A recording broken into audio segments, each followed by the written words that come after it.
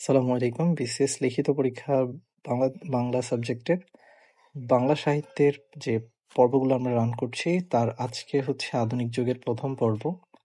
আধুনিক যুগের প্রথম পর্বে আমরা মূলত বাংলা গদ্যের উন্মেষ, আখতারুজ্জামান ইলিয়াস, আল মাহমুদ, ঈশ্বরচন্দ্র গুপ্ত এবং ঈশ্বরচন্দ্র বিদ্যাসাগর সহ আরো কিছু রাইটারদের পড়াশোনাগুলো দেখব বা লেখালেখিগুলো দেখব।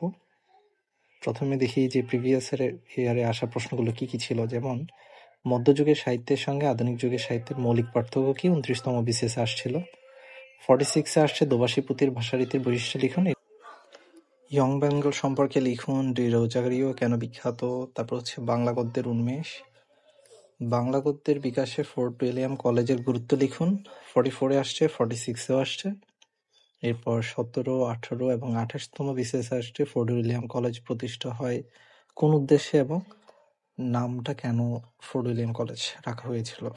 এরপর ফোর্ট উইলিয়াম কলেজে কত সালে বাংলা বিভাগ খোলা হয়? 24 আসছে প্রশ্নটা। বাংলা সাহিত্যের উপন্যাস, এই জিনিসগুলো আমরা একটু স্কিপ করবো, তাও প্রশ্নগুলো দেখি। 3 জন শ্রেষ্ঠ ঔপন্যাসিকের নাম লিখুন। এগুলো আলাদা করে পড়তে হবে না, আমরা যখন ইন্ডিভিজুয়ালি পড়বো এখানে পড়া হয়ে যাবে। মহাকাব্যের 3টি প্রধান বৈশিষ্ট্য লিখুন।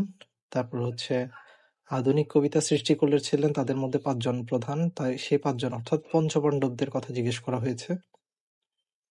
বাংলা কবিতার ছন্দ ও অলঙ্কার, সনেট কি? সার্থক সনেটের রচয়িতা। 38তম বিসিএস আসছে। বাংলা নাটকের মধ্যে 33 এবং 24 আসছে হচ্ছে 3 জন বিশিষ্ট নাট্যকারের নাম লিখুন এবং তাদের একটি করে নাটকের নাম লিখুন। 30তম বিসিএস আসছে বিয়োগান্ত নাটক কাকে বলে? বিয়োগান্ত নাটকের বৈশিষ্ট্য কি? তারপর 30 আবার আসছে পথনাটক কাকে বলে, নাট্যকারের নাম সহ 2টি পথনাটকের নাম লিখুন। 29 আসছে অ্যাবসার্ড নাটক কি? অ্যাবসার্ড নাটকের এক্সাম্পল। 46 আসছে সেলিম আল দীনের একটি নিরীক্ষামূলক নাটকের পরিচয় দিন। বাংলা গল্প এবং ছোট গল্পের ক্ষেত্রে আসছে পিজেরাপুল, জেগে আছি, আত্মজা একটি কবরী গাছ। 27তম বিসিএস আসছে। আর ছোট গল্পের বৈশিষ্ট্যগুলো লিখুন। এটা 28তম বিসিএসও আসছিল, 46 বিসিএসও আসছে। এরপর আমরা আজকে যেসব সাহিত্যিকদের নাম লেখাগুলো দেখবো, যে ঔদ্ধত্য মল্ল বর্মন, তারপর হচ্ছে আখতারুজ্জামান ইলিয়াস, তো ওনার বেশ কয়েকটা প্রশ্ন প্রায় রিপিটেডলি পরীক্ষায় আসে। আখতারুজ্জামান ইলিয়াসের কি বলে সাহিত্য সমালোচনাও আসছিল 45-এ। তারপর আব্দুল গাফফার চৌধুরী, আবু ইসাকের সূর্যদিগল বাড়ির উপন্যাসের প্রেক্ষাপটটা জানতে চাওয়া হয়েছিল 46-এ। আবু জাফর উবাইদুল্লাহ, এগুলো খুব অল্প অল্প পড়া। তো আবুল মনসুর আহমেদের আয়না এবং আমার দেখা রাজনীতি 50 বছর। তারপর আবুল হাসানের পৃথক পালঙ্ক। আল মাহমুদ খুবই ইম্পর্টেন্ট, পাখির কাছে ফুলের কাছে। 3টি কাব্যের নাম লিখুন। তারপর হচ্ছে সোনালী কাবন সম্পর্কে জানতে হবে। আল মাহমুদের কবি মানুষের পরিচয় জানতে হবে আমাদের। আলাউদ্দিন আল আজাদ, আহমদ ছফা, আহমেদ শরীফ, আহমেদ হাসান হাবিব, ঈশ্বরচন্দ্র গুপ্ত, ঈশ্বরচন্দ্র বিদ্যাসাগর। মূলত আমরা মোটামুটি এতটুকু অংশটা আমরা এই পর্বে দেখব। আধুনিক যুগে মধ্য সাহিত্য এবং আধুনিক যুগ সাহিত্যের মৌলিক পার্থক্যগুলো আমরা যদি একটু দেখি। প্রাচীন যুগের বাংলা সাহিত্য ছিল ব্যক্তিপ্রধান। মধ্যযুগে এসে সেটা কিছুটা ধর্মমুখ্য হয়ে পড়ে এবং মানুষ গৌণ হয়ে পড়ে। মধ্যযুগের সাহিত্যে দেবদেবীর স্তুতি নির্ভর ছিল। এটি ছিল একমুখী অনুবাদ, অনুকরণমূলক সাহিত্য। পক্ষান্তরে আধুনিক যুগে মানুষ মুখ্য হয়ে ওঠে এবং মানবতাই ছিল একমাত্র কাম্য। তো এই যুগে সাহিত্যে অনেক বেশি জীবনমুখী এবং মানবিকতা সম্পন্ন। জীবনের দুঃখ দুর্দশা, তারপর হচ্ছে হতাশা, শূন্যতা, সুখ স্বপ্ন এতে বর্ণিত হয়। সমাজের নিচু স্তরের লোকজনও এতে নায়ক হতে পারে। পদ্যের পাশাপাশি বৈচিত্র্যময় মৌলিক সাহিত্য আধুনিক সাহিত্যের অন্যতম লক্ষণ। ব্যক্তি স্বাতন্ত্র্যবাদ, দেশপ্রেম, জাতীয়তাবোধ আধুনিক সাহিত্যে রূপায়িত হয়েছে। আর এই যুগের গদ্য সাহিত্যের সৃষ্টি হয়েছে বিভিন্ন শাখা প্রশাখা, সাহিত্যে এসেছে নতুন মাত্রা, সৃষ্টি হয়েছে গদ্য কবিতা। এছাড়াও প্রকৃতিবোধ, শিল্পচেতনা ও মননশীলতায় এসেছে অভূতপূর্ব পরিবর্তন। আধুনিক যুগের বৈশিষ্ট্যগুলো কি? তা আমরা মূল বৈশিষ্ট্যগুলো লিখি, যে মানবিকতা, ব্যক্তি সচেতনতা, সমাজবোধ, দেশপ্রেম ও জাতীয়তাবোধ, আত্মচেতনা, আত্মপ্রসার, মৌলিকতা, তারপর হচ্ছে মুক্তবুদ্ধি ইত্যাদি। এটা ছাড়াও রোমান্টিকতা, যান্ত্রিকতা, প্রগতিশীল চিন্তা, নগরকেন্দ্রিক জীবন ব্যবস্থাপনাও আধুনিক যুগের বৈশিষ্ট্যের মধ্যে পড়ে। মূল বৈশিষ্ট্য যেগুলো, সেগুলো হচ্ছে গদ্য সাহিত্যের উদ্ভব, সাময়িক পত্রের আবির্ভাব, নাট্য সাহিত্যের জন্ম, প্রবন্ধ সাহিত্যের সৃষ্টি ইত্যাদি। ডি রোজারিও কেন বিখ্যাত? ডি রোজারিও হচ্ছে মূলত হেনরি লুই ভিভিয়ান ডিরোজিও। তিনি মূলত কলকাতা সমাজে ইয়ং বেঙ্গল, ডিরোজিয়ান, তারপর নব্যবঙ্গ, ইয়ং কলকাতা এই গ্রুপগুলো তৈরি করেন। মূলত তারা ছিল ইংরেজি সাহিত্য ও ইতিহাসে পড়াশোনা করা কিছু ছাত্রদের একটা সংঘ, যার লিডে ছিল হেনরি লুই ভিভিয়ান ডিরোজিও। তো তারা নিজেদেরকে ইয়ং বেঙ্গল বলে পরিচয় দিত। তো আধুনিক রাজনৈতিক ভাষায় এই তরুণ দলকে রেডিকাল বা বামপন্থী বলা হতো। ডিরোজিও তার ছাত্রদের অন্ধবিশ্বাস পরিত্যাগ করে যুক্তিসিদ্ধ সিদ্ধান্ত গ্রহণ করার সিদ্ধান্ত দেন। তার উপদেশ ছিল সত্যের জন্য বাঁচা, সত্যের জন্য মরা। ইয়ং বেঙ্গল গঠন তাকে ভারতের জাতীয়তাবাদের ইতিহাসে অমর করে রেখেছে।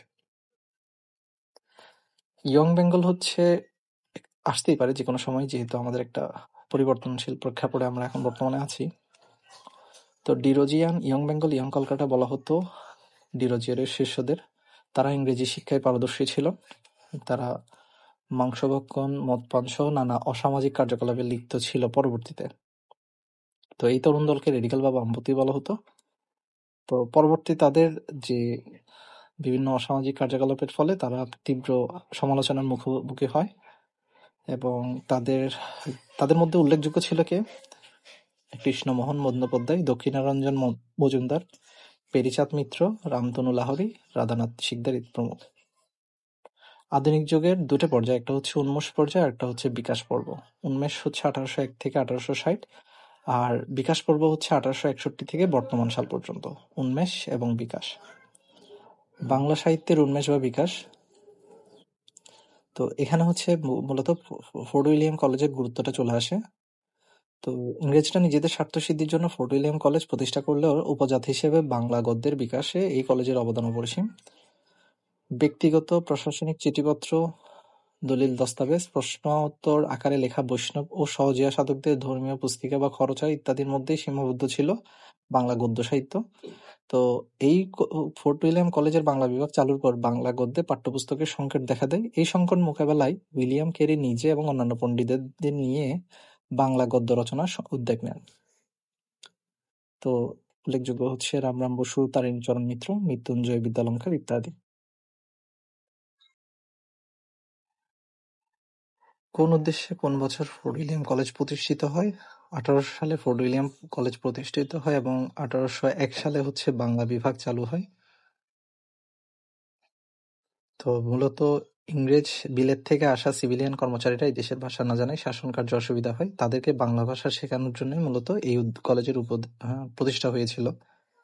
বাংলা গদ্যের সূচনা 1555 সালে কোচবিহারের রাজা নরনারায়ণ একটি পত্র লিখেন আসামরাজ চুকুম্পা স্বর্গদেবকে, অর্থাৎ কোচবিহার রাজা আসামরাজ চুকুম্পা স্বর্গদেবকে একটি চিঠি লিখেছিলেন। সেটি হচ্ছে বাংলা গদ্যের প্রাচীনতম নিদর্শন হিসেবে চিহ্নিত। তো লেখাটার ভাষাটা ছিল এমন: লেখনং কার্যং চ এটা আমার কৌশল, তোমার কুশল নিরান্তরে বাঞ্ছা করি, তখন তোমার আমার সন্তোষ সম্পাদক পত্রাপত্রী গতায়ত হইলে উভয়ানুকূল প্রীতির বীজ অঙ্কুরিত হইতে রহে। খুব ইন্টারেস্টিং। ডক্টর সুকুমার সেন বাংলা গদ্যরীতির 4টি স্তরের কথা উল্লেখ করেছেন। প্রথম স্তর হচ্ছে সূচনা, দ্বিতীয় স্তর হচ্ছে উন্মেষ, তৃতীয় স্তর হচ্ছে অভ্যুদয়, চতুর্থ স্তর হচ্ছে পরিণতি। সূচনা হচ্ছে 16শ শতাব্দী থেকে 1800 খ্রিস্টাব্দের পূর্ব পর্যন্ত, উন্মেষ হচ্ছে 1800 থেকে 1847 সাল পর্যন্ত, অভ্যুদয় হচ্ছে 1847 থেকে 1865 পর্যন্ত, আর পরিণতি হচ্ছে 1865 থেকে বর্তমান কাল পর্যন্ত।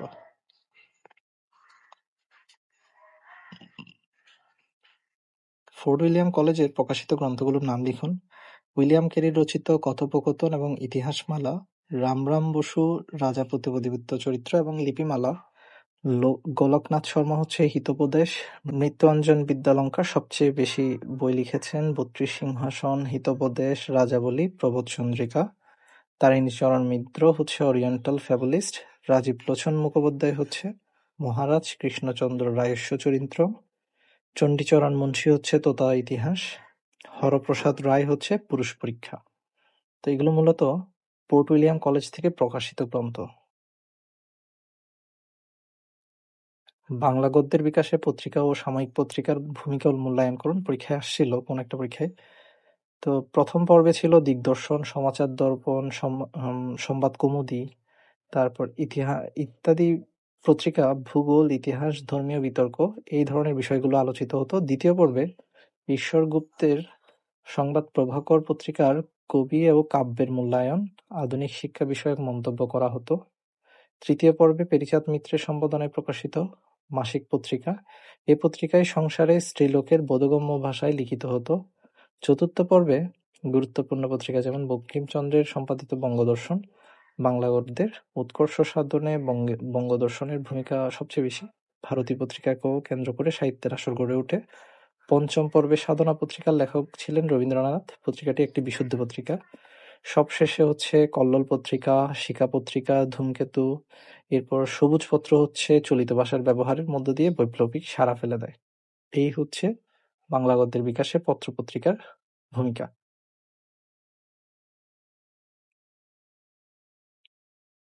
কেরি সাহেবের মুন্সি বলা হতো কাকে?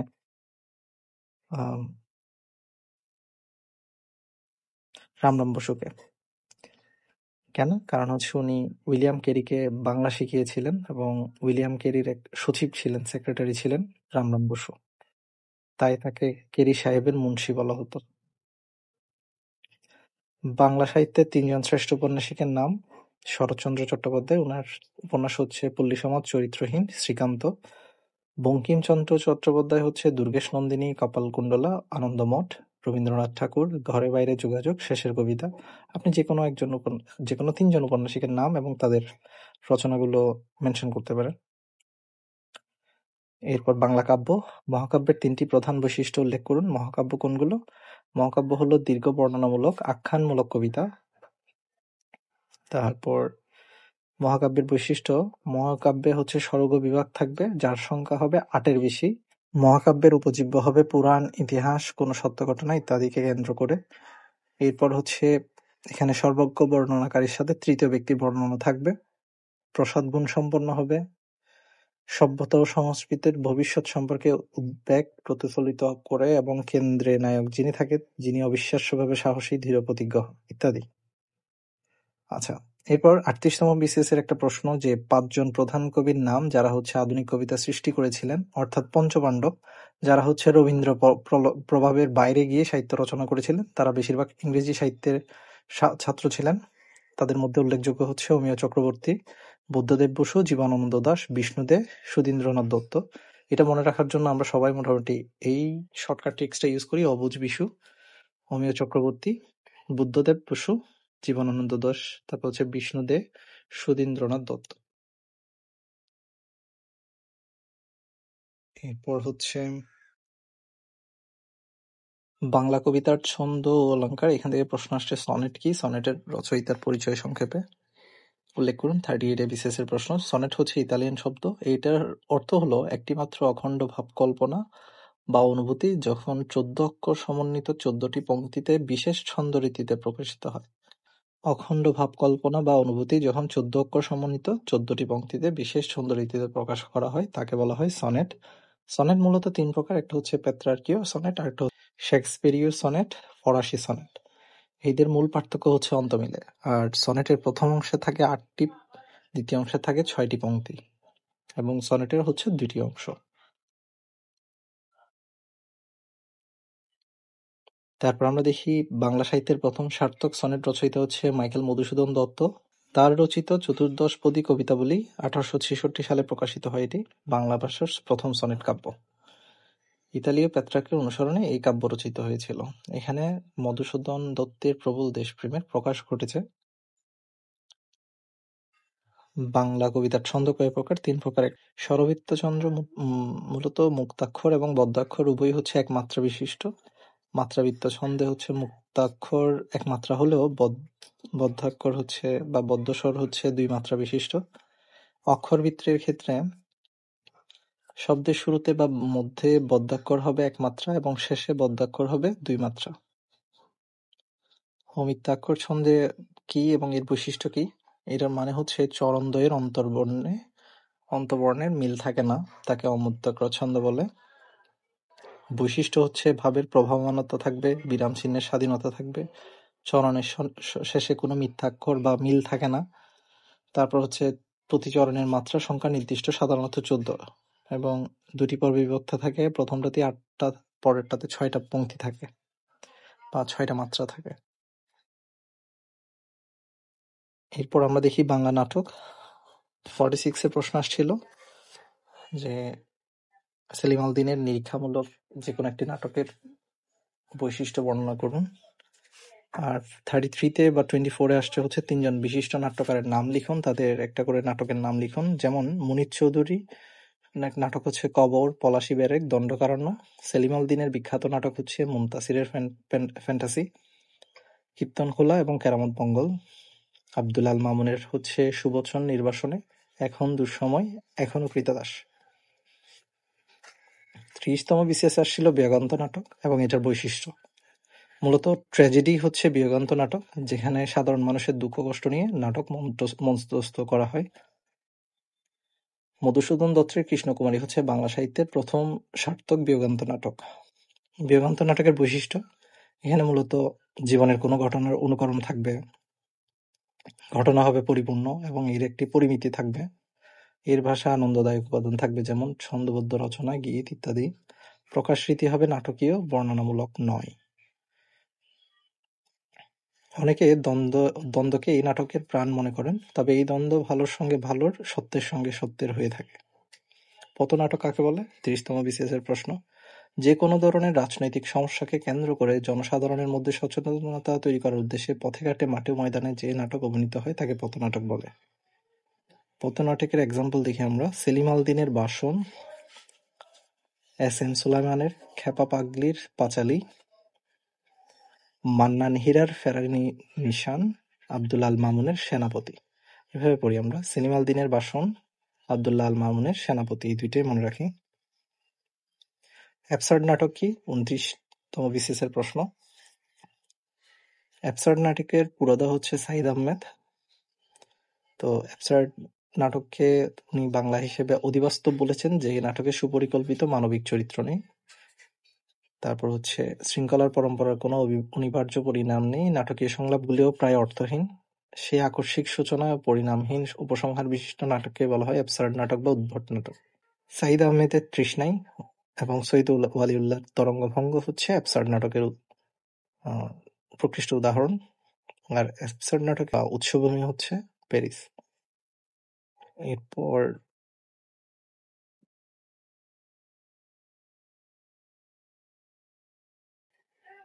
46 প্রশ্ন আসছিল যে ছোট গল্পের বৈশিষ্ট্যগুলো লিখুন। তো আমরা বাংলা গল্প এবং ছোট গল্পের কিছু এক্সাম্পল দেখি, যেগুলো হচ্ছে বিসিএস আসছে। যেমন 27তম বিসিএস আসছিল পিজরাপুল, জেগে আছি, আত্মজা, একটা কবরী গ্রন্থের এই তিনটি গ্রন্থের লেখকদের নাম। শওকত উসমানের গল্পগ্রন্থ ছিল পিজরাপুল, আলাউদ্দিন আলাউজাদের গল্পগ্রন্থ ছিল জেগে আছি, হাসান আজিজুল হকের গল্পগ্রন্থ ছিল আত্মজা ও একটি কবরের কাজ।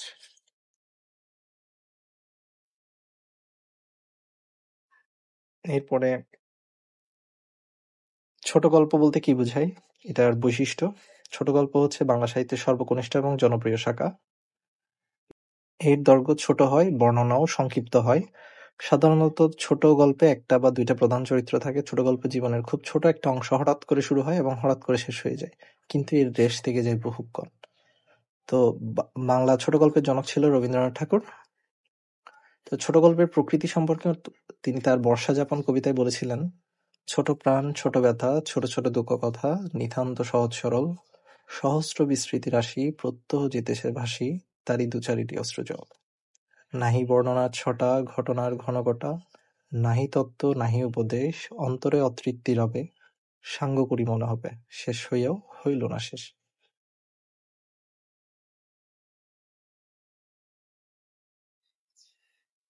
এরপর কবি সাহিত্যিকদের বর্ণনাতে চলে আসি আমরা। অদ্বৈতমল্ল বর্মণ, তিতাস একটি নদীর নাম, খুবই গুরুত্বপূর্ণ একটা রচনা। এটি হচ্ছে 1956 সালে প্রকাশিত হয়েছিল। এতে মৎস্যজীবীদের দুঃখ দুর্দশা, রীতিনীতি, ধর্ম, সংস্কার, উৎসব, সর্বোপরি তাদের জীবনযাপনের অনবদ্য কাহিনী তুলে ধরা হয়েছে। মাছ ধরার মতো আদিম উপজীবিকাকে উপর নির্ভরশীল জনগোষ্ঠীকে প্রাকৃতিক শক্তির পাশাপাশি বাইরে সমাজের নানা অর্থনৈতিক শক্তির সঙ্গেও নিরন্তর লড়াই করতে হয়। মহাজন, আড়তদারদের থেকে শুরু করে সাধারণ ক্রেতা পর্যন্ত সবার শোষণ চক্রের বিরুদ্ধে লড়াই করে তাদের অস্তিত্ব রক্ষা করতে হয়।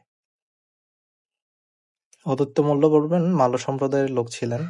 তার প্রত্যক্ষ অভিজ্ঞতা ও সুগভীর অন্তর্দৃষ্টি দিয়ে উপন্যাসটিতে মালয় তথা ধীবর সমাজের নিষ্ঠুর জীবন সংগ্রামের কাহিনী তুলে ধরেছেন, যা অবিনশ্বর এবং অসাধারণ। এরপর আখতারুজ্জামান ইলিয়াস 45-এ ওনার গ্রন্থ সমালোচনা আসছিল, যে কোনো একটা গ্রন্থের সমালোচনা। তো আমরা ওনার কিছু রচনা যেগুলো খুব ফেমাস সেগুলো সম্পর্কে একটু ডিটেলসে পড়বো, এবং যেগুলো প্রিভিয়াসে আসছে, যেমন 37-এ আসছিল জাল স্বপ্ন, স্বপ্নের জাল।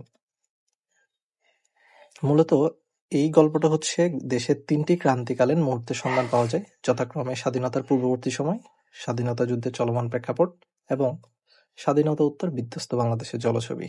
এই গল্পের চরিত্র হচ্ছে লাল মিয়া, যে ঘুমের মধ্যে খোয়াব দেখে বা স্বপ্ন দেখে। আসলে সে খোয়াব দেখে না খোয়াব বানায় তার কোনো ঠিক নেই। তার স্বপ্নগুলি জাল বা মিথ্যা মনে হয়, না সে স্বপ্নের জালে ক্রমাগত জড়িয়ে পড়ে। এই নিয়ে হচ্ছে গল্প। লাল মিয়া নজির আলীর লন্ড্রির ইস্ত্রি করা মজুর।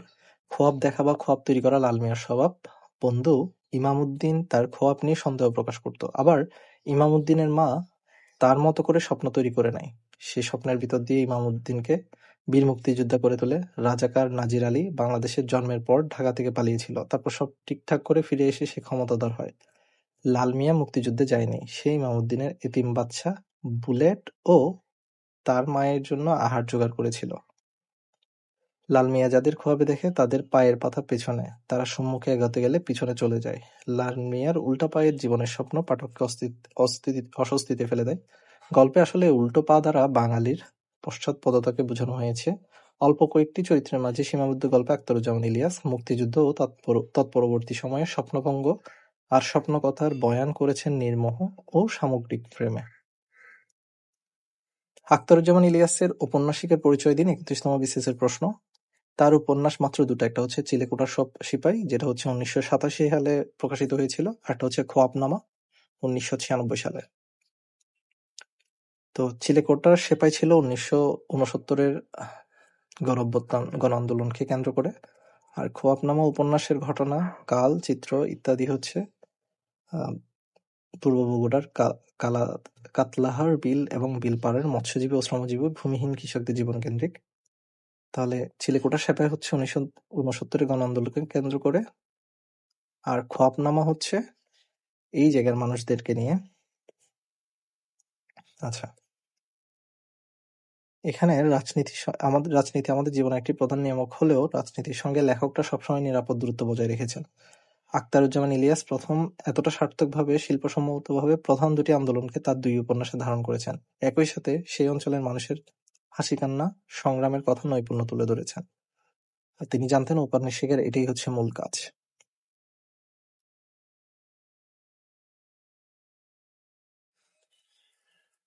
এরপর খোয়াবনামা আমরা অলরেডি দেখলাম 1996 সালে। মূলত কাতলাহার বিলের দুই ধারের চাষি-মাঝিদের জীবনচরিত নিয়ে এটি রচিত। এটি মূলত 1947 সালের দেশভাগের ঘটনাগুলো নিয়ে হচ্ছে এখানে লেখা।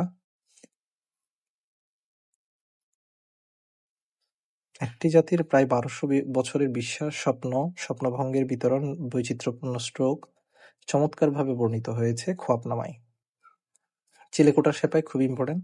1969-এর যে গণ আন্দোলন ছিল তারই একটা বর্ণনা ছিল এই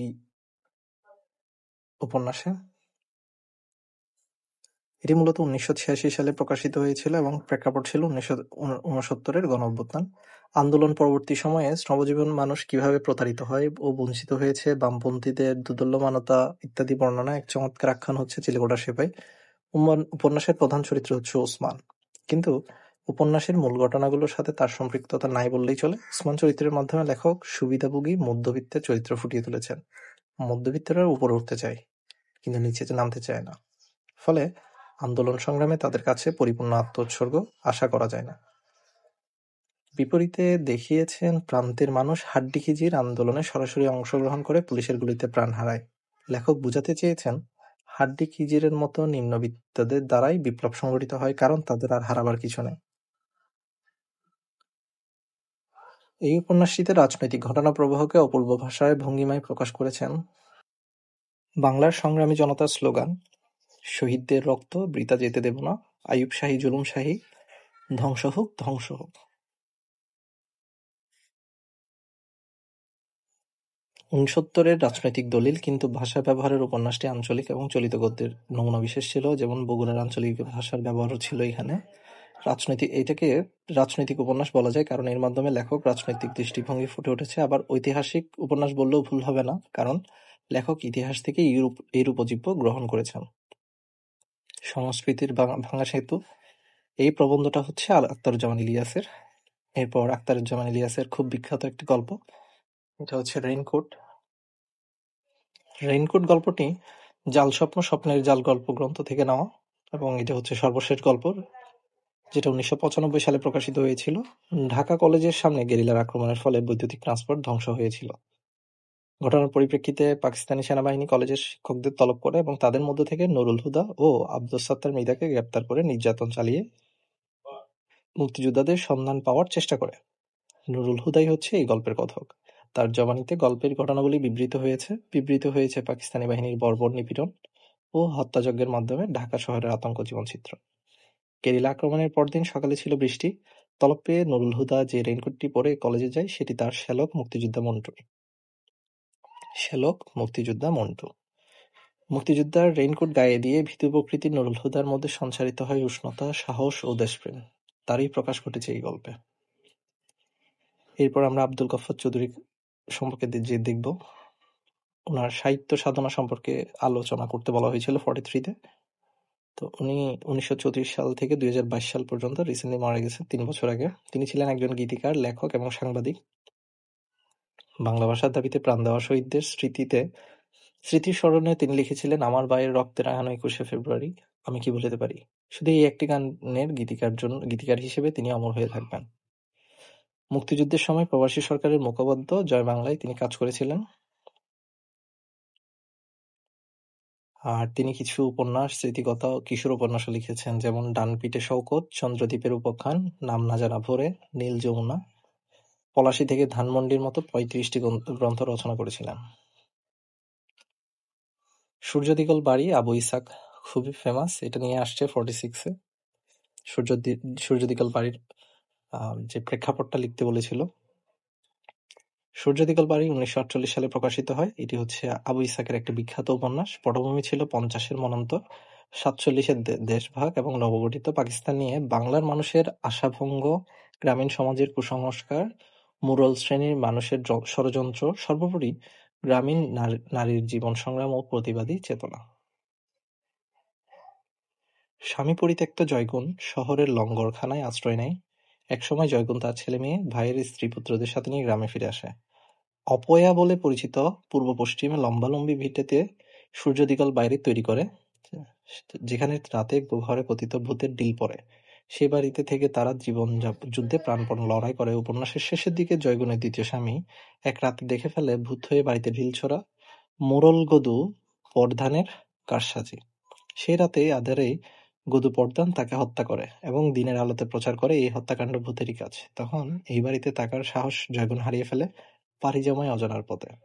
জয়গুণ, হাসু, মাইমুনা, শফি, ডক্টর রমেশ চক্রবর্তী প্রমুখ চরিত্রের মাধ্যমে গ্রামীণ মানুষের দারিদ্র্য, কুসংস্কার, মোড়ল মোল্লাদের দৌরাত্ম্য ইত্যাদির ঘনিষ্ঠ পরিচয় পাওয়া যায় সূর্যদিগল বাড়ি উপন্যাসে।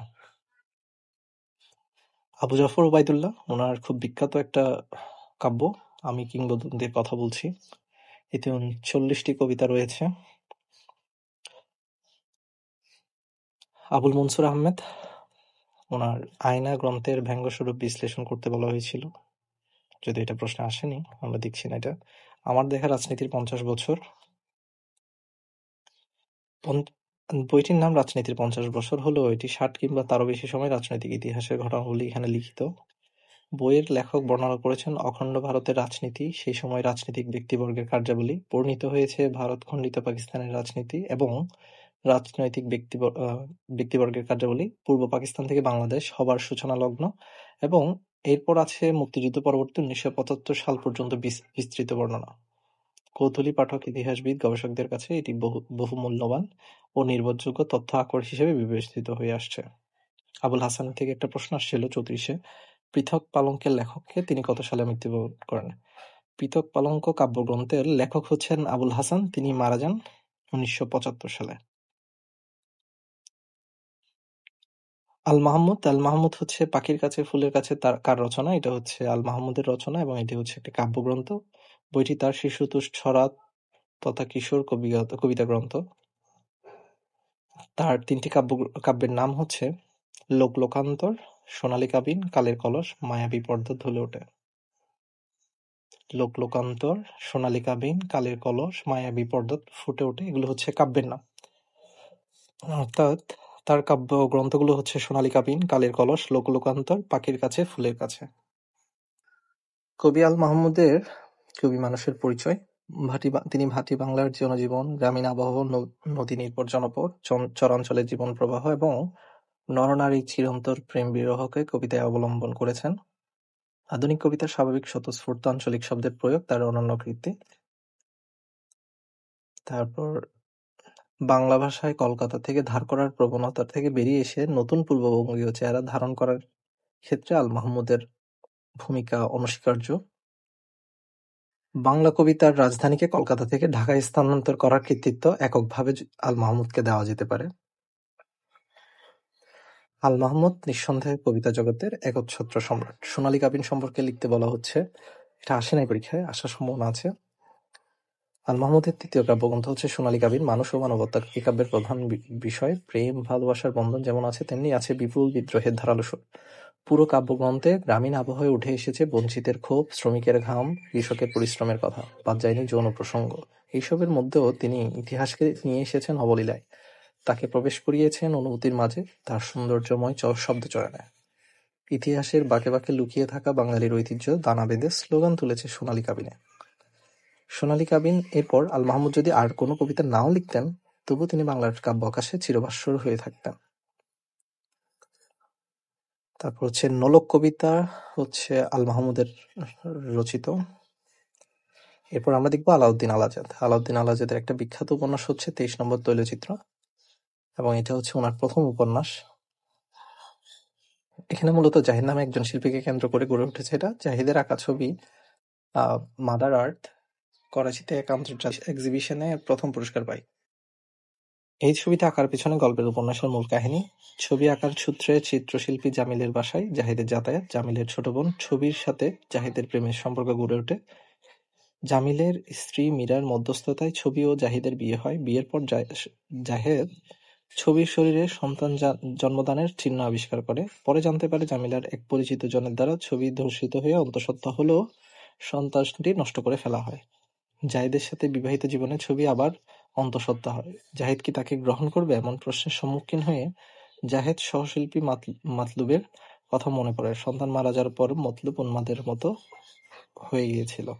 জাহিদ স্বাভাবিকভাবে ছবি ও তার সন্তানকে গ্রহণ করে সংসার ধর্ম পালন করে। মূলত একটা মনস্তাত্ত্বিক বিশ্লেষণ, ফ্রয়েডীয় যৌনতত্ত্ব, দর্শন, আত্মদ্বন্দ্ব, মূল্যবোধ ইত্যাদির আড়ালে, গল্পের আড়ালে এটি ফুটে উঠেছে, এই জিনিসগুলো ফুটে উঠেছিল। তো এই ২৩ নম্বর তৈলচিত্র এটা হচ্ছে আলাউদ্দিন আল আজাদের। উপন্যাসের মূল চরিত্র ছিল ছবি, জামিল, জাহেদ। জাহেদের সাথে ছবির বিয়ে হয়েছিল। আচ্ছা, আহমদ ছফার একটা প্রশ্ন পরীক্ষায় আসছে 34-এ, বুদ্ধিবৃত্তির নতুন বিন্যাস। স্বাধীনতার আগেও পরে বাংলাদেশের বুদ্ধিজীবী সমাজের সুবিধাবাদী আচরণের প্রতি উষ্মা প্রকাশ করেছিলেন আহমদ ছফা তার বুদ্ধিবৃত্তির নতুন বিন্যাস বইটিতে। দেশবিভাগ থেকে মুক্তিযুদ্ধ, দীর্ঘ সময় বুদ্ধিজীবীরা কিভাবে আত্মবিক্রির প্রতিযোগিতায় লিপ্ত হয়েছিলেন, কিভাবে পুরস্কার, পদক, পদবীর জন্য মরিয়াছিলেন, তা তথ্য-উপাত্ত সহ উপস্থাপন করেছেন। আহমদ ছফার ভাষায় আগে বুদ্ধিজীবীরা পাকিস্তানি ছিলেন, বিশ্বাসের কারণে নয়, প্রয়োজনে। এখন অধিকাংশই বাঙালি হয়ে আছেন, সেও ঠেলায় পড়ে। দেশ স্বাধীন হওয়ার আগে পাকিস্তানের শাসক গোষ্ঠীর পক্ষে প্রবন্ধ, নিবন্ধ রচনা, গল্প, উপন্যাসে পাকিস্তান প্রশস্তি, তারপর স্বৈরশাসকের জীবনী অনুবাদ, এইসব বিষয়কে ছফা দেখেছেন লেখকদের মেরুদণ্ডহীনতার চূড়ান্ত প্রমাণ হিসেবে। একই সঙ্গে মুক্তিযুদ্ধের শুরুর আগ মুহূর্তে লেখক সমাজের নিষ্ক্রিয়তা, যুদ্ধের সময় দ্বিধান্বিত ভূমিকা, ভারতে পালিয়ে বেড়ানো, ভোগবিলাসে মত্ত থাকার প্রসঙ্গ আহমদ ছফা তুলে ধরেছেন। তিনি বলেন, বুদ্ধিজীবীরা যা বলতেন তা শুনলে বাংলাদেশ স্বাধীন হতো না, আর এখন যা বলছেন শুনলে বাংলাদেশ সমাজ কাঠামোয় আমূল পরিবর্তন হবে না। ওঙ্কার হচ্ছে আহমদ ছফার উপন্যাস। এটা হচ্ছে ৬৯-এর গণ অভ্যুত্থানের পটভূমিতে লেখা। উপন্যাসের নায়কের বাবা ব্রিটিশ আমলের একজন তালুকদার। এই ধরনের রচনাগুলো খুবই ইম্পর্টেন্ট, কারণ হচ্ছে যেহেতু 24-এর একটা গণ আন্দোলন ছিল, তো গণ অভ্যুত্থান ছিল, এই গণ অভ্যুত্থান রিলেটেড প্রশ্ন আসলে আমরা চাইলে ওঙ্কার লিখতে পারি, তারপর চিলেকোঠা সেপাই লিখতে পারি, যার যেটা মনে থাকবে বা যেটা ভালো লাগবে সেটা আমরা লিখবো গ্রন্থ সমালোচনার ক্ষেত্রে। এই উপন্যাসের নায়কের বাবা ব্রিটিশ আমলের একজন তালুকদার। দালাল শ্রেণীর নব্যধনীদের প্রতিনিধি আবু নসর মুক্তার কৌশলে তালুকদারদের জমিজমা নিয়ে এবং তার বৌমা মেয়েকে তালুকদারের সাথে বিয়ে দেয়।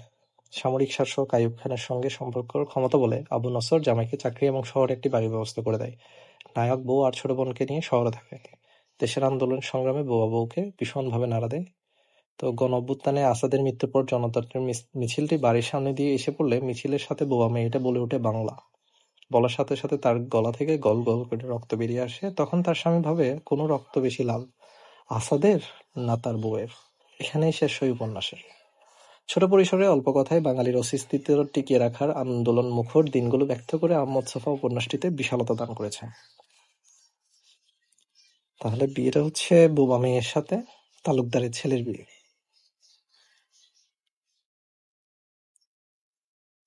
অলাদ চক্রটা হচ্ছে আহমদ ছফার উপন্যাস। এরপর আমরা দেখি আহমদ শরীফ 31 BCS আসছিল প্রাবন্ধিক হিসেবে আহমদ শরীফের বৈশিষ্ট্য। তার লেখনীতে মানবতাবাদ, মার্ক্সবাদের যৌগিক সমন্বয় প্রতিফলিত হয়েছে। তার রচিত প্রবন্ধসমূহ তিনি অত্যন্ত জোরালো যুক্তি দিয়ে প্রচলিত সমাজ ব্যবস্থা, বিশ্বাস ও কুসংস্কার পরিত্যাগ করেছিলেন। এই হচ্ছে বিষয়। তারপর ঈশ্বরচন্দ্র গুপ্ত যুগসন্ধিক্ষণের কবিকে যুগসন্ধিক্ষণের কবি হচ্ছে ঈশ্বরচন্দ্র গুপ্ত 17তম এবং 31তম BCS আসছিল 1760 থেকে 1860। এই সময়কাল বাংলা সাহিত্যের জন্য, যে বাংলা সাহিত্যের দ্বিতীয় অন্ধকার যুগ বা অবক্ষয় যুগ বা যুগসন্ধিক্ষণ নামে পরিচিত, কারণ এই সময়টাতে খুব ভালো একটা লেখালেখি আসেনি। তো সেই সময়কার কবি হচ্ছে ঈশ্বরচন্দ্র গুপ্ত। আধুনিক যুগের প্রথম কবি মাইকেল মধুসূদন দত্ত, ভারতচন্দ্র রায়গুণাকর এবং ঈশ্বরচন্দ্র গুপ্ত এই দুইজনের মধ্যবর্তী সময়টাকে বলেছেন অবক্ষয় যুগ বা যুগসন্ধিক্ষণ। ঈশ্বরচন্দ্র গুপ্ত যেহেতু এই সময়কার কবি, তাই তাকে যুগসন্ধিক্ষণের কবি বলা হয়। তার রচনার মধ্যযুগের কিছু বৈশিষ্ট্য লক্ষ্য করা যায়, আবার আধুনিক যুগের কিছু বৈশিষ্ট্য লক্ষ্য করা যায়। যেমন তিনি তার রচনায় পুরাতনকে রক্ষা করার প্রচেষ্টা আছে বলে প্রাচীনকালের শেষ কবিও বলা হয়। আবার যুগসন্ধিক্ষণের ফসল হিন্দু কবিয়ালদের কবিগান, মুসলমান শায়েরদের দোভাষী পুঁথি ইত্যাদির ক্ষেত্রেও তার ভূমিকা ছিল। ঈশ্বরচন্দ্র গুপ্তকে কবিয়ালদের শেষ প্রতিনিধি বলা হয়।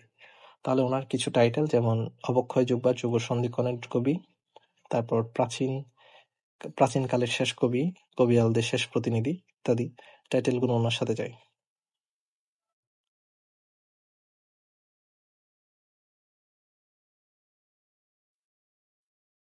ঈশ্বরচন্দ্র গুপ্তকে সবিরোধী কবি কেন বলা হয়? কারণ প্রথমে তিনি ইংরেজ শাসনদের বিরুদ্ধে প্রচুর কবিতা লিখেছিলেন। পরবর্তীতে আবার ইংরেজিদের আচার-আচরণকে দেশের অকল্যাণ মনে করলেও পরবর্তীতে তিনি শেষের দিকে তার অবস্থান থেকে সরে আসেন, ইংরেজিদের শাসনের প্রশংসা করেন। শুধু ইংরেজি শব্দই নয়, পাশ্চাত্য ভাবধারাও স্বাচ্ছন্দ্যে প্রবেশ করে। মোট কথা, তার শেষের দিকে এসে কাব্যসত্তায় দ্বৈততা লক্ষ্য করা যায়। এই জন্য তাকে স্ববিরোধী কবি বলা হয়। ইম্পর্টেন্ট না, তাও একটু জেনে নিলাম। এরপর খুব ইম্পর্টেন্ট ঈশ্বরচন্দ্র বিদ্যাসাগর। 40তম BCS এর প্রশ্ন আসছিল 3টি মৌলিক রচনা লিখুন। একটা হচ্ছে প্রভাবতী সম্ভাষণ, বাংলা সাহিত্যের প্রথম মৌলিক গ্রন্থ। ব্যাকরণ কৌমুদী 1853 সালে। তারপর বিধবা বিবাহ প্রচলিত হওয়া উচিত কিনা এতদি বিষয়ক প্রস্তাব 1855। শব্দমঞ্জরি 1864। বহুবিবাহ রহিত হওয়া উচিত কিনা এতদি বিষয়ক প্রস্তাব। এরপর জীবনচরিত 1891 সাল। 46 এর প্রশ্ন হচ্ছে ঈশ্বরচন্দ্র বিদ্যাসাগরের সমাজ সংস্কার আন্দোলন সম্পর্কে আলোচনা করুন। ঈশ্বরচন্দ্র বিদ্যাসাগর নারী মুক্তির জন্য নারী শিক্ষার প্রসারের পাশাপাশি সামাজিক সংস্কার আন্দোলনে হাত দিয়েছিলেন। তার সংস্কারগুলো হলো বিধবা বিবাহ আইন পাস করা 1856 সালে এবং তিনি নিজের পুত্র নারায়ণের সঙ্গে ভবসুন্দরী নামক এক বিধবার বিবাহ দেন। বাল্যবিবাহ রোধ, বাল্যবিবাহ নির্মূল করার জন্য তিনি নিরলস সংগ্রাম করে সফল হন। 1860 সালে সরকার একটি আইন পাস করে মেয়েদের বিবাহের বয়স কমপক্ষে 10 বছর ধার্য করেন। বহুবিবাহ, সে সময় হিন্দু সমাজ পুরুষের প্রথার প্রচলন ছিল। এই প্রথা বন্ধ করার উদ্দেশ্যে সরকারের কাছে আবেদন করেন, কিন্তু 1817 সালে মহাবিদ্রোহের পর ব্রিটিশ সরকার দেশীয় ধর্মীয় এবং সামাজিক বিষয়ে হস্তক্ষেপ না করায় তা বাস্তবায়িত হয়নি। এছাড়াও সেই যুগের কলিন্যা প্রথা, গঙ্গায় সন্তান বিসর্জনের প্রথা, জাতিভেদ প্রথা, কুষ্ঠরোগীকে হত্যার প্রথার বিরুদ্ধে তিনি সোচ্চার ছিলেন। ঈশ্বরচন্দ্র বিদ্যাসাগরের প্রকৃত নাম এবং কোন প্রতিষ্ঠান থেকে তিনি বিদ্যাসাগর উপাধি লাভ করে? 34 এর প্রশ্ন। ঈশ্বরচন্দ্র বিদ্যাসাগরের প্রকৃত নাম হচ্ছে ঈশ্বরচন্দ্র বন্দ্যোপাধ্যায়, তবে তিনি স্বাক্ষর করতেন ঈশ্বরচন্দ্র শর্মা নামে। 1839 সালে তিনি হিন্দু ল কমিটির পরীক্ষায় কর্তৃত্বের স্বাক্ষর রাখেন। 16 মে ল কমিটির কাছ থেকে তিনি প্রশংসাপত্রটি পান, তাকে যেখানে তার নামের পাশে বিদ্যাসাগর উপাধিটা ব্যাখ্যা করা হয় বা ব্যবহার করা হয়। হিন্দু ল কমিটি পরীক্ষায় সংস্কৃত কলেজে 12 বছর 5 মাস অধ্যয়ন শেষে অপর একটি প্রশংসাপত্র লাভ করেন। 1841 সালে ডিসেম্বরে প্রাপ্ত দেবনাগরী হরফে লিখিত সংস্কৃত প্রশংসাপত্রে কলেজের অধ্যাপকগণ ঈশ্বরচন্দ্রকে বিদ্যাসাগর নামে অবহিত করেন। এছাড়াও তার বদান্যতার জন্য তাকে দয়ার সাগর নামে আখ্যা দেওয়া হয়েছিল। বাংলা গদ্যের জনক কে? ঈশ্বরচন্দ্র বিদ্যাসাগরকে কেন বাংলা গদ্যের জনক বলা হয়? বাংলা গদ্যের জনক কাকে বলা হয়? 3 বার আসছে প্রশ্নটা, 33-এ, 29-এ এবং 15তম বিসিএসে। মূলত বাংলা বর্ণমালা, স্বরবর্ণ, ব্যঞ্জনবর্ণ এগুলোর অবস্থানে যে বিশৃঙ্খলা ছিল তা বিদ্যাসাগর দূর করে এতে শৃঙ্খলা আনেন। বাংলা বানানেও কিছুটা শৃঙ্খলা আনেন এবং জ্যোতিচিহ্নের ব্যবহার প্রণয়ন করেন। এর আগে জ্যোতিচিহ্নের ব্যবহার তেমন ছিল না। তিনি ইংরেজির অনুকরণে দাড়ি, কমা, সেমিকোলন, প্রশ্নবোধক চিহ্ন, ড্যাশ, হাইফেন এগুলো ব্যবহার করেন। বাক্যে ক্রিয়া, কর্ম, কর্তা কোথায় কিভাবে বসবে তিনি যেভাবে লিখেছেন সবাই তা অনুসরণ করেছেন। এসবের মধ্যে দিয়ে বাংলা গদ্য ভাষাকে একটি সুশৃঙ্খল রূপ দেন। রবীন্দ্রনাথ ঠাকুর বলেছেন, বিদ্যাসাগর বাংলা গদ্য ভাষার উচ্ছৃঙ্খল জনতাকে সুবিভক্ত, সুবিন্যস্ত এবং সুপরিচ্ছন্ন ও সুসংহত করিয়া তাহাকে সহজ গতি ও কর্মকৌশলতা দান করিয়াছিলেন। এই জন্য রবীন্দ্রনাথ ঠাকুর তাকে বাংলা গদ্যের জনক হিসেবে আখ্যায়িত করেন। বালিকা বিদ্যালয় প্রতিষ্ঠাতা হিসেবে বিদ্যাসাগরের অবদান নির্দেশ করুন। নারী শিক্ষার প্রসারে বিদ্যাসাগরের অবদান। 31তম বিসিএস-এর প্রশ্নটা আসছিল। তিনি ও এলিয়ট বেতন উদ্যোগী হয়ে কলকাতা হিন্দু বালিকা বিদ্যালয় প্রতিষ্ঠা করেন। কলকাতার হিন্দু বালিকা বিদ্যালয়, যা বর্তমানে বেতন স্কুল নামে পরিচিত। এলিয়ট বেতন যেহেতু ওনার সহযোগী ছিল, এবং এটা হচ্ছে ভারতের প্রথম ভারতীয় বালিকা বিদ্যালয়। 1857 সালে হেলিডে বাংলায় ছোটলাট হয়ে আসলে তার সহযোগিতায় বিদ্যাসাগর নদিয়া, বর্ধমান, হুগলি, মেদিনীপুর জেলায় 35টার মতো বালিকা বিদ্যালয় প্রতিষ্ঠা করেন। এসব বিদ্যালয়ের জন্য মাসিক খরচ ছিল 845 টাকা, ছাত্রী সংখ্যা ছিল 1348 জন। এগুলো ইনফরমেশন দরকার নেই। তারপর তিনি 1872 সালে মেট্রোপলিটন ইনস্টিটিউশন, যা বর্তমানে বিদ্যাসাগর কলেজ নামে পরিচিত, নিজের মায়ের স্মৃতি উদ্দেশ্যে নিজ গ্রাম বীরসিংহ গ্রামে ভগবতী বিদ্যালয় প্রতিষ্ঠা করেন। সাহিত্যকর্ম, সমাজকর্ম দুইয়ের মধ্যে কোনটির জন্য বিদ্যাসাগর অধিক সুপরিচিত? উভয়ের জন্যই হচ্ছে বিদ্যাসাগর সুপরিচিত, এবং আমরা তার সাহিত্যকর্ম, সমাজকর্ম দুইটাই হচ্ছে মেনশন করব। তার প্রথম প্রকাশিত গ্রন্থ কি এবং কত সালে প্রকাশিত হয়েছিল? বেতাল বংশবর্তী কাল লেখা 25 এবং 27-এ আসা। ঈশ্বরচন্দ্রের প্রথম প্রকাশিত গ্রন্থ হচ্ছে বেতাল পঞ্চবিংশতি, এটি 1847 সালে প্রকাশিত হয়। হিন্দি বৈতাল 25-র অনুবাদ হচ্ছে এই গ্রন্থটি। এই গ্রন্থ থেকে সেই যুগের বাঙালি সমাজে সর্বপ্রথম গল্পরসের আস্বাদ লাভ করে। এই গ্রন্থেই প্রথম জ্যোতিচিহ্নের ব্যবহার হয়। ভ্রান্তিবিলাস হচ্ছে মূলত শেক্সপিয়ারের নাটক কমেডি অফ এররের বাংলা অনুবাদ। এছাড়াও তার কিছু অনুবাদ গ্রন্থ হলো হিন্দি বৈতাল 25-র অনুবাদ বেতাল পঞ্চবিংশতি, কালিদাসের অভিজ্ঞান শকুন্তলম, এটার অনুবাদ হচ্ছে শকুন্তলা। তারপর বাল্মীকির রামায়ণ উত্তরাখণ্ড অবলম্বনে রচিত সীতার বনবাস হচ্ছে একটি অনুবাদ গ্রন্থ। তারপর রবার্ট ও উইলিয়াম চেম্বার্সের মরাল ক্লাস বুক অবলম্বনে রচিত নীতিবোধ। মার্শম্যানের হিস্ট্রি অফ বেঙ্গল গ্রন্থের অনুবাদ বাংলার ইতিহাস। এগুলি হচ্ছে তার অনুবাদ গ্রন্থ। বিধবা বিষয়ক গ্রন্থটির নাম লিখুন। বিধবা বিবাহ সংক্রান্ত ওনার প্রথমটা হচ্ছে বিধবা বিবাহ প্রচলিত হওয়া উচিত কিনা এতদ বিষয়ে প্রস্তাব। এটা 1855 সালের রচনা। এরপর আরো হচ্ছে অতি অল্প হইল, আবার অতি অল্প হইল, ব্রজবিলাস, রত্নপরীক্ষা ইত্যাদি। এগুলোতে তিনি কস্যচিৎ উপযুক্ত ভাইপোষ্য, সহচর্ষ বা কস্যচিৎ উপযুক্ত ভাইপোষ্য এই ছদ্মনামটা ব্যবহার করেছিলেন। তো বাকি প্রশ্নগুলো হচ্ছে এখানে রিপিটেশন।